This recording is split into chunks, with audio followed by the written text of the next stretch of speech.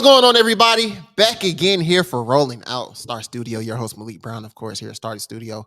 We're talking to those people making a lot of noise out there, man, in the world. And today I'm with a special guest, y'all. I'm with a special guest. I'm with my guy Clay, man. Clay, what's going on, bro? What's going on, man? Good. Yeah, I appreciate you having me. For sure, man. Nah, thank you so much for coming on. First question I guess I gotta ask. How you feeling? Like, how's your mental? How's everything? Yeah, my mental health is good, man. I'm a strong individual. I think, for me, I just kind of got back to my essence of who I really am. I've been by the water. I rent out. I've been by my boats, been by my jet ski. So I've been enjoying myself, man. Yeah. Trying to stay away from the social media, Look, I feel it now. Of course, if nobody knows, of course you were on Love Is Blind season 6. Yeah. And if you don't know the situation about Love Is Blind, basically, you all get 6 weeks to decide if you want to marry the person that you're in the pods with. You're in the pods with for like 10 days, right? 10 days, correct, and then yep. six weeks you date them, and then at the end you go to the altar to see if you want to say I do or I don't. Yep. That's key. That's key. Now of course, you made it all the way to the end. And of course you got to that moment, and you didn't say I do. Yeah. A lot of people on social media have had a lot to say. Yeah. And I have to. And first of all, do you read the comments? Do you read comments? Are you a comment reader? So by the wedding scene, I wasn't reading the comments. I actually had my Instagram off my phone. But the first 2 weeks, because I'm a business owner and I'm used to engaging with a lot of my clients and people who want to rent out my boats, I was kind of already used to looking at the comments. So that first 2 weeks when I was like, and I thought the first 2 weeks, this is before me watching the show. I'm like, I'm going to be good. Yeah. I'm going to be good. And then, I didn't get the, rapport that, I thought me and AD had a good time in the pods. Like, even what y'all saw, a lot of the edit was the first 4 days. Me and AD was in the pods for 9 days. So from day 5 to 9, we were rocking. Okay. Like, it was good relationship. So my perception, I thought the pods was going to be good. So when I was reading the comments, like, people wasn't really messing with me. Yeah. So it prepared me for the wedding scene, because I was like, damn, they're not liking me off week 1. They definitely not going to like me week 3, week 4. So, when you, of course, so after all of that, of course, you've done a few interviews and things like that. Of course, people in the comments talking about this and that, and you got some good reviews. You got a lot of bad reviews. How do you, I guess, stay level headed through all of that? Honestly, how did you stay level headed, and how are you still doing it? Because people are still talking about the show. People still making TikToks and everything. Like, are you like buying into the, I guess, villain role, or like, is it kind of just, do you feel like you're a villain? I don't feel like I'm a villain. Okay, man. Okay. I don't feel like I'm a villain at all. At the end of the day, me and AD were cool throughout this whole process. I said no at the altar. I made a decision.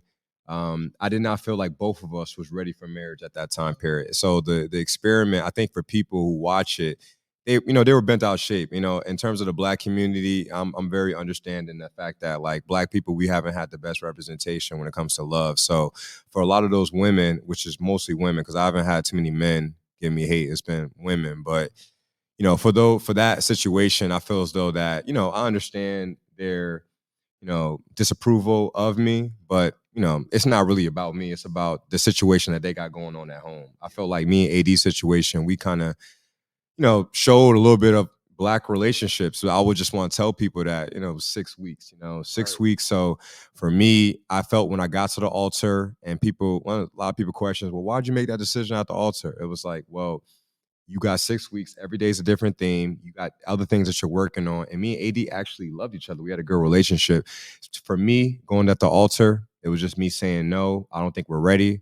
And do I think I'm a villain? No, I think I saved me and AD, because if I were to say yes and had the same mindset that I had when I was filming, who knows what would have happened, That's true. Yeah. And you talk about the last, everyone you're at the altar, you said it was a game time decision.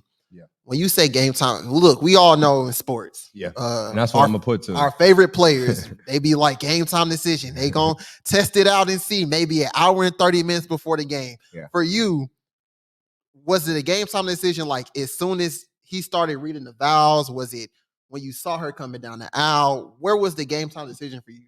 I guess specifically, or Yeah. when was it? So I would say it was the wedding day specifically. So to kind of give context, that week we did the bachelor scene on that Sunday, and then the wedding was on that Friday, or the following Friday. So I went on a work trip. So to be honest with you, the wedding wasn't the biggest thing going on at that time because I'm in sales. I got put on performance plan for the next quarter. So I had to close a huge deal, and I took that serious. Of course, I took the wedding serious, but I'm a kind of guy. I focus on the huge thing first, and then another thing next. Like, and although the wedding was huge, my job was on the line as well. So although AD's love was on the line, my job was on the line as well. And my perception at the wedding, when I got there, I was just thinking about it because I remember that Wednesday when I got back to Charlotte, I was thinking I'm going to marry AD. I was pretty convinced I was going to marry AD. So that Thursday came, I was 50-50. Then we got to that Friday. I think, honestly, getting interviewed and them asking me questions about, things that I struggle with got me to remember or made me a little bit pessimistic, like, I'm not really ready for this. But like before we go to the wedding, we're filming like 6 to 7 hours before that. And I'm getting asked all the questions throughout the whole show. So Wednesday, I'm like, I'm about to marry AD. Yeah. Thursday, I'm 50-50. Friday, you can imagine if you're getting a bunch of negative questions, that's filling your mind. And I think that had a lot of effect of me saying no. But I don't want to make that excuse. I do think that me saying no was the right decision for that day. Definitely. And you talk about all like the pessimistic stuff that comes to you, and you're like, it kind of, because as humans, like, I mean, we just go off, sometimes we just go off of energy. So if you're getting all this negative energy, like something's gonna change. And for you, I want to ask, like, because it was more people that were dating and in the past and things didn't work out for them. It was only 2 couples that made it to the altar. I mean, during that time, I guess, when you saw, all of the other ones like not working out, were you still kind of like, were you in this phase of like, shoot, I got something good going here. Like, I may not be sure, but I got something good going here. I'm gonna keep going strong. Like, or did that kind of weigh your decision, just continue to, date AD and things like that? Yeah, that's actually a good point. You're actually the first person to point that out. With the other couples failing their relationships, the only couple that was a shocker to me was Jimmy and Chelsea, because me and Jimmy was pretty cool, and everything that he told me about Chelsea, it seemed like they were going to go all the way to the altar. So like even me watching it back, watching Jimmy and Chelsea scenes, that was not what I anticipated. That was probably like my favorite watch because just because I'm really tight with Jimmy and I'm cool with Chelsea as well. So like their dynamic was just like, it threw me completely off. But like the Ken and Brittany and then Jeremy and Laura, they actually had like issues in a relationship, where Brittany, I think she said it on a podcast, she wasn't really physically attracted to Ken. So Ken and Brittany had issues that they broke up, I want to say, that first week when we got back to Charlotte. Me and AD didn't have those issues. Like we didn't have like the physical opponent issue. Our issues was, are we going to get married in 6 weeks? Which is an issue to any human being if you say get married in 6 weeks. And people are like, oh, Clay, like you joined the show. The show concept is to make a decision at the altar. Are you going to say yes or no?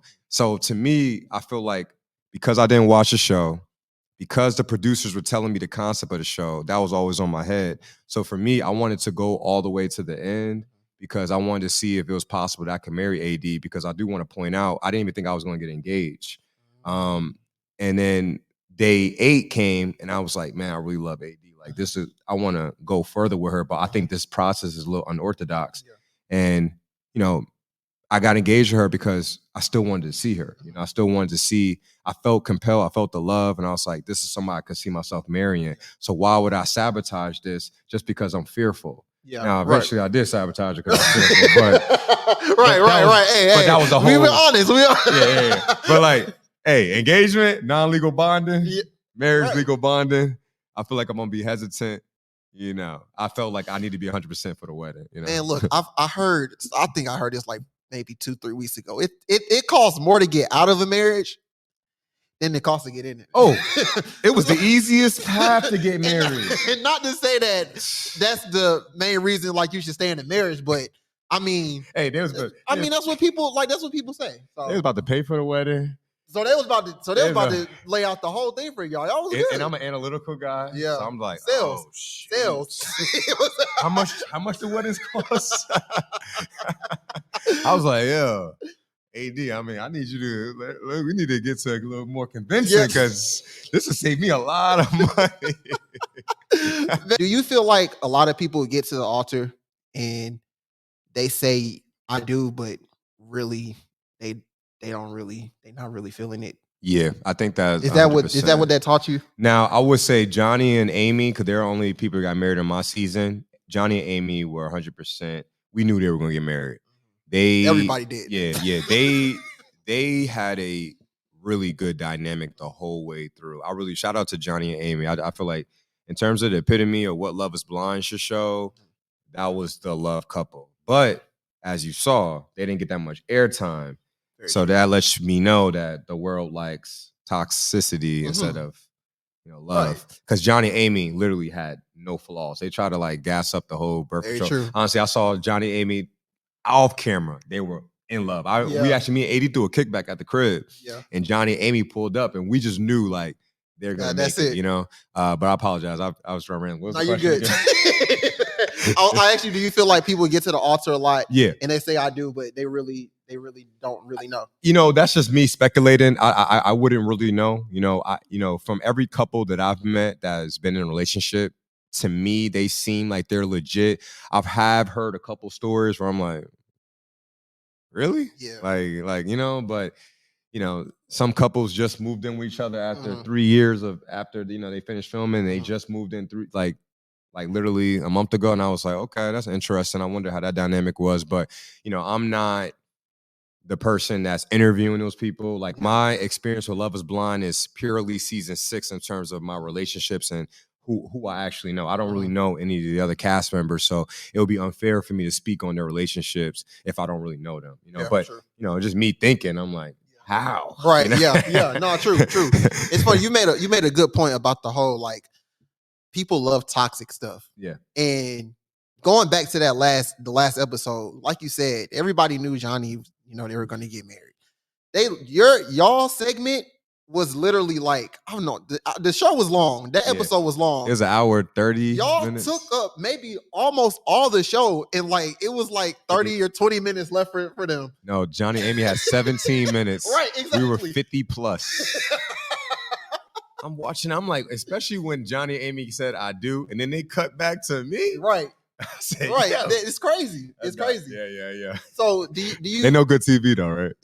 It's entertainment. It's entertainment at the end of the day. And I think people also forget that, like, it's reality TV, it's entertainment. Like, and like you said, they cut up some parts and they make you look like this and they make other people look like that. So I think a lot of people don't understand that as well. Like, they're not getting, we did not get the whole 6-week experience. No, you didn't get the whole 4 week. But I don't want to shoot at Netflix and Kinetic. Right. I do feel like the process works. I don't, I feel like in the pods, they put you in an environment where you're only focused on love. Mm-hmm. So for me and AD relationship, we used to go back to like, let's get back to how we were in the pods, because I feel like the pods was very organic, and Chris Cohen, who's the CEO, did a great job of just orchestrating the experiment, because what it is you go through the pods, you go to the Dominican Republic or whatever your romantic getaway is.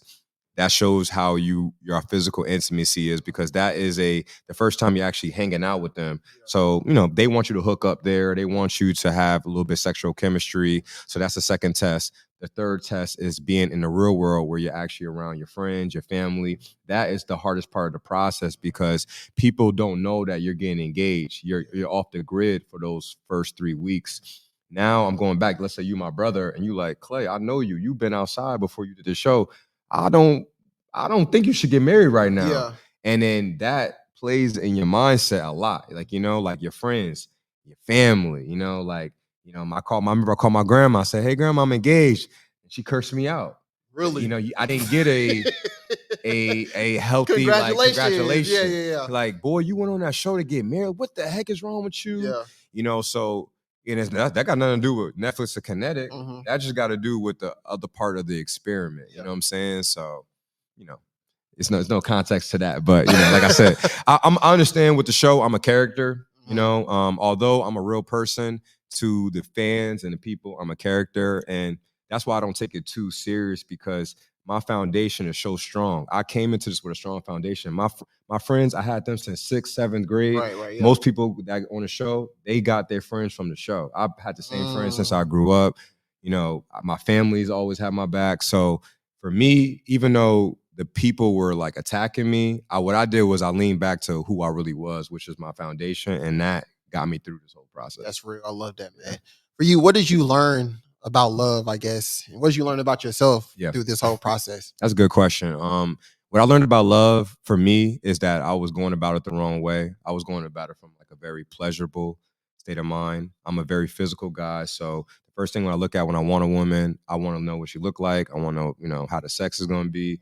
And then I'll figure everything else after that, which could lead into toxicity because, you leading with, Very true. physical. Very true. You know, the girls with the physical, they might not be the best partner, So I done been in a couple situations where, shouts out to that girl, but, it's all love. But like, it didn't, correlate in terms of like, let's get into a point where I can see myself as this is my wife, Yeah.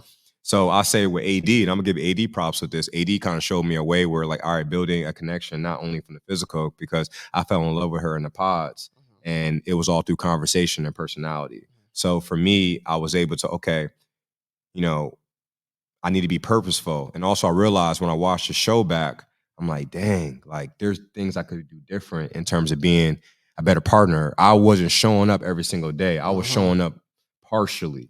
And in relationships, especially as a man, we got to be leaders in our relationships because the woman is not looking for validation, but she does need that validation that you're going to be there for her every day. You know, she needs to have that reassurance. And I feel like in my dating past, I always felt like essentially like I was a prize a little bit. So I never really reassured my partner. And now with this show and me kind of seeing it, that reassurance is very important. My partner needs to know exactly where I'm at. So where I'm good at is my communication, but I need to do better at showing support and showing up every day. And I think the show definitely gave me that scope. Do you feel like men, they have to take on a lot when they're in a relationship? I'm a sales guy, so sometimes I get a little too business, but I do think sales and relationships go hand to hand. Finding out what type of women is your wife, like not who you could hook up with, not who you like, but like who would be the best, who would bring the best version of you. And you get that through experiences, through dating. So not dating the same genre of women, going out and being more open and stuff like that. So I think for a man, in terms of to answer your question, when you're with the right woman, it ain't gonna be hard. The right woman. Now, if you want to be the breadwinner and fend for her life, then you gonna be you go with almost everybody. I know everybody would love somebody to take care of them, but I know for most men, for me, I make over 6 figures. I don't want to just blatantly just take care of a girl. Me personally, my mom's an ambitious girl. She had jobs. I want to be inspired by my partner. I know most men want to be inspired by their partner as well. And there's women out there that do that and they uplift you. They make you feel good. Right. And it's not a 50-50 thing because I don't think it should be a 50-50 in relationships, but it should be 50-50 in the effort. And one thing I would say in the relationships that I see on social media, it doesn't really seem like the relationships are 50-50. It's like women can just show up and support you. And I want to say that sometimes that's not enough for a man because we got our moms, we got our sisters, they support us as well. Sometimes we need to be motivated by you. We don't need to get our back kicked in after a long day because as Black men, we face a lot of issues in the real world. You know what I'm saying? If you in corporate sales, you're a Black man, you with a bunch of white folks and respect. And I love white people. So no disrespect. But that is a lot. It's a lot, that pressure of being in a Black community and now you're in a white environment. Now you're coming home, you want it to be not peace, but like respect. You know what I'm saying? So I think the right woman will always do that. So I would say for men not to look at it as, being a man is tough and we got so much to hold. I would say just find your queen. Is she out there? Don't listen to some of these social media people because they aren't in a relationship. They just tweeting. they tweeting and they TikToking and they Yeah. doing all that Instagram and reels and all Yeah. that stuff. Oh yeah. Therapy. Yeah. How was therapy for you? You talked about doing therapy in the reunion, correct? How's therapy been for you? Therapy's been good, been doing real good, man. Shout out to Miss Tony. I see her once a week. That's been really good. Honestly, so what we're doing right now, for me, I felt as though that, like I said, I came from a very egotistical perspective in terms of my dating, in terms of how I move. So trying to debunk that, and I still got an ego. I like my ego has helped me out in things, but I need to like dumb it down. But when my therapy has been helping me out is understanding my childhood, like what made me happy, what was the things that was my trigger points. And usually your trigger points come from your childhood. So me is kind of going back into understanding the things I did as a child that made me react a certain way. You know, one thing is that I do that's bad is when I get overwhelmed, I can spaz out. Where did that come from? You know what I'm saying? Like I need to, as a man, I need to be able to handle intense situations calmly because, you know, I'm going to be the leader of my household, especially when I get kids. So I need to be able to show them that when conflict comes, I need to be able to move past that. I need to also show them when temptation is there that I'm not folding. So, you know, therapy is helping me out understand as a kid, what did I love? What really brought me happiness minus what I grown to think what happiness is, which came from an egotistical perspective and it came from a sense of power, you know? I think a lot of people, well, maybe, I mean, I think therapy helps a lot of people understand that the way they are now in their adult, form, it comes from how they were when they were a child, and like how they dealt with certain things, and like, I mean, going back to the altar and all of that, of course, the conversation your mom had with your father, and all of that. Do you feel like the stuff that you saw when you were a child and heard about as a child, do you think that had a big influence on what happened at the altar? No, I don't think that had a big influence on the altar. I think that it was a fear of mine, but that ultimately wasn't the reason why I said no. I think ultimately the biggest issue, and even me even bringing up my dad to it, it was a fear that I had, but it really kind of, you know, what I did before going to the show and who I felt like I was, that morality of like, am I a good person, am I a bad person? That was really the what drive my decision because I really struggle with like really understand like, am I a good person or am I a bad person? And the reason why I would say that, I'm sure other men that are, talk to multiple women, when you do that, of course, heartbreak happens and those women might throw stones at you. So I'm carrying those stones with me to my new relationships, thinking I'm a bad guy because maybe one person didn't like the way I went about things. And she probably wasn't even compatible with me to begin with. So for me, I got to the altar, I was carrying all my rejected relationships to the altar and then hearing everyone's opinion when I seen Amber walking down that aisle looking beautiful and just like, I don't want to ruin this woman, because I know what I'm capable of. Although I know I'm capable of being a great husband, I didn't think that I put in the work to really believe that I could be a good husband. You know what I'm saying? So if I would have did the therapy and the work that I did, now and let's say Love is Blind happened, around this time period, I could say I think I would have probably said yes to Amber because we did have a good relationship, and I would have been at a better inner peace space to say yes. Is Clay dating now? Is Clay dating? Nah, Clay's not dating, man. Clay's actually keeping it real cool, modest. I'm not really in the DMs like that. Honestly, man, I'm overwhelmed. I actually if anybody out here knows how to organize and, help me out, because I got, I'm trying to manage, my 9 to 5. I'm in tech sales. I got my business. And then, this whole social media thing plays a part in your mental toll. So I can't even text people. Like I'm not consistent, and one thing I realized before the show, where I wasn't the best for consistency, is no way I'm gonna be consistent now because it's like too much going on. So I'm not trying to like, unless a woman is willing to like, hey, I understand what you got going on, and I'm gonna take a back seat to your business. That's probably the only way I can see myself in a relationship. And I would say in this generation, and I haven't talked to every woman, but I would say I haven't found too many people who are willing to take a back seat to something else. Like most women that not that it's not true, but like most women that I come across with, they want to be number one in their life, as they should, but right now I'm not ready for that. So you're saying that you put your purpose first. Yeah. Then of course like your love and things like that. You know, and I don't want to make it seem like that's the right way to do it. I would say that my relationships probably didn't all go the best. So what I've internalized, I said, why would I put so much focus in relationships if this is leaving me with heartbreak when I'm out here, I'm running track, I'm being successful in that, I'm getting praise from that, I'm excelling in my 9 to 5. I got my own business. Like, why would I focus on relationships, which hasn't really worked for me, and not put no focus into my business? So for me, I just kind of reversed it. Okay, what am I gonna put my attention towards? You know, my purpose is gonna be the number one thing in my life. Now that always can change. You know how priorities change. Like I don't want people like, oh, he's like, like it could change. But right now in my lifestyle, that is fulfilling me a little bit more than relationships are, just because, and somewhat I have a negative view of relationships. You say you do have so you have a negative review. Yeah, I would say naturally I do, and which is one of the reasons why I'm going to therapy. And I kind of said it like, sometimes I think I'm a good person, my bad person. So like that plays a part whenever I get really in deep with a woman, and just having those inner thoughts.